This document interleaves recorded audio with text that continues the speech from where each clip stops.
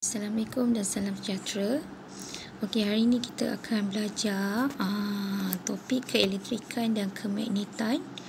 Okey, sains tingkatan 3 iaitu subtopik 6.1 penjanaan tenaga elektrik. Okey, sumber tenaga yang boleh diperbaharui. Okey, mula-mula kita nak tahu apa definisi sumber tenaga yang boleh diperbaharui, iaitu sumber tenaga yang tidak habis digunakan. Okey, contohnya sumber daripada matahari iaitu tenaga solar, daripada air iaitu tenaga hidroelektrik, sumber daripada perebutan tumbuhan atau haiwan iaitu tenaga biogeosim, serta angin, tenaga angin. Okey, sumber tenaga yang tidak boleh diperbaharui iaitu sumber tenaga yang tidak dapat diganti semula selepas digunakan. Contohnya bahan api fosil seperti petroleum dan gas asli, okey, dan juga bahan radioaktif. Okey, contoh proses penjanaan elektrik daripada sumber tenaga. Okey, kita lihat stesen jana kuasa hidroelektrik. Okey, hidroelektrik, air daripada sungai. Okey, air sungai daripada empangan. Kalau tengok memang empangan atau dam ni memang dibina tinggi. Okey, supaya air sungai dapat disalurkan ke bawah, okey, dalam keadaan yang laju serta dapat menggerakkan turbin. Okey, turbin, menggerakkan turbin di bawah tenaga daripada air, okey, yang laju tu, ataupun kita boleh kata macam air terjun, okey, dapat memutarkan turbin. Jadi turbin akan menggerakkan dinamo dan tenaga elektrik akan terjana. Okey, seterusnya ialah stesen jana kuasa nuklear. Okey, stesen jana kuasa nuklear. Okey, mula-mula tenaga nuklear dihasilkan dalam reaktor nuklear. Okey, secara pembelahan nukleus itu yang nombor 1 tu. Okey, itu ialah reaktor nuklear. Okey, lepas tu tenaga haba dibebaskan. Okey, dibebaskan mendidih air untuk menghasilkan steam. Okey, jadi steam yang di bawah tekanan tinggi ni akan memutarkan turbin. Okey, akan memutarkan turbin. Yang tu dekat bahagian nombor 8, bahagian hijau. Okey, jadi dinamo digerakkan, okey, menghasilkan tenaga elektrik. Okey, itu dekat dan seterusnya elektrik, tenaga elektrik akan dihantarlah, okey, ke pencawang elektrik semualah, okey, ke electricity grid. Okey, seterusnya stesen jana kuasa terma. Okey, stesen jana kuasa terma. Okey, kalau kita tengok, okey, dekat nombor 1 tu ialah fuel tank. Maksudnya, okey, petroleum dekat fuel tank tu, petroleum atau gas asli dibakar, okey, untuk mendidihkan air untuk menghasilkan steam. Okey, seterusnya sama juga macam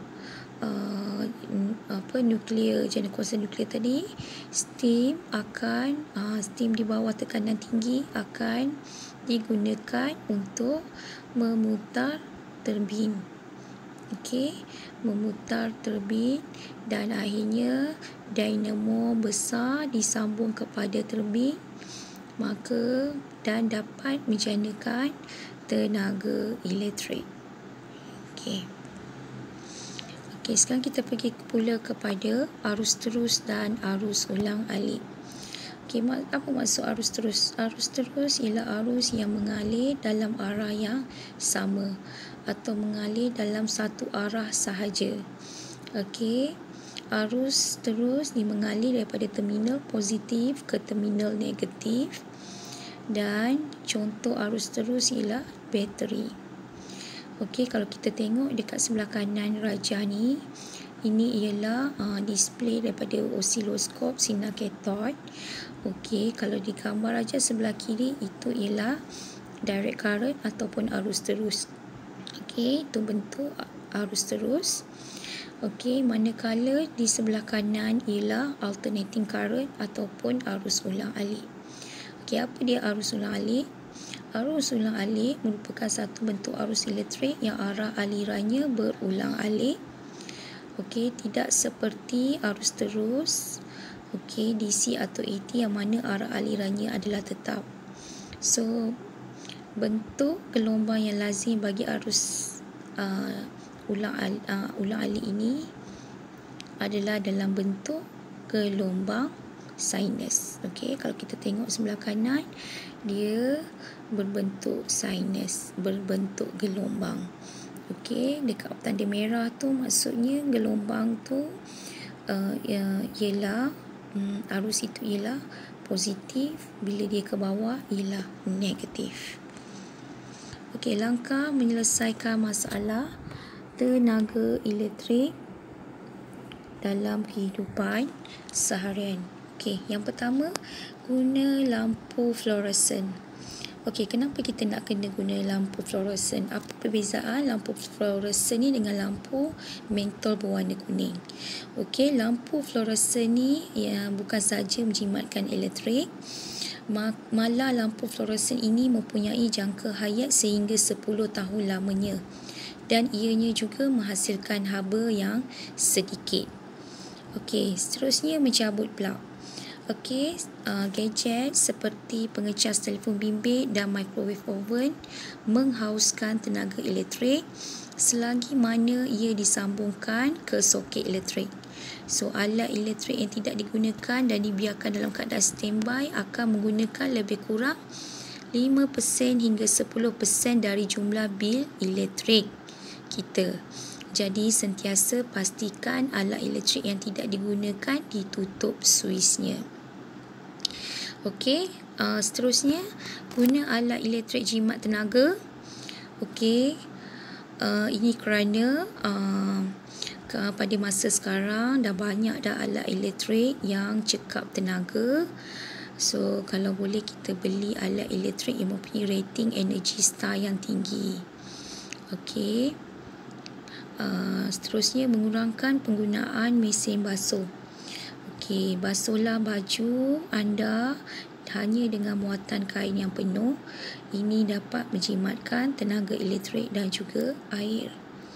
Okey, guna tenaga solar sebagai tenaga alternatif. Okey, sekarang ni pun kita rasa ramai dah, kebanyakan orang dah orang kata dah ada kesedaran dah, dan ramai dah memasang tenaga solar di bumbung-bumbung rumah mereka sebagai tenaga alternatif.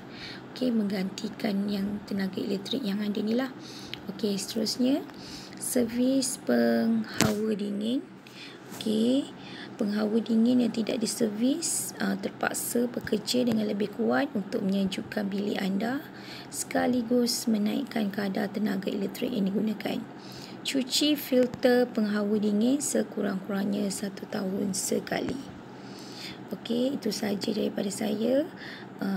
Kredit kepada bahan-bahan yang saya gunakan dalam ni. Okey, iaitu osiloskop, capco.co.jp, okey, Applepedia, ORG hydropower, okey, endoturbelik.com. Okey, itu sahaja dari saya. Terima kasih. Semoga ilmu ini akan bermanfaat kepada semua orang yang menonton video ini.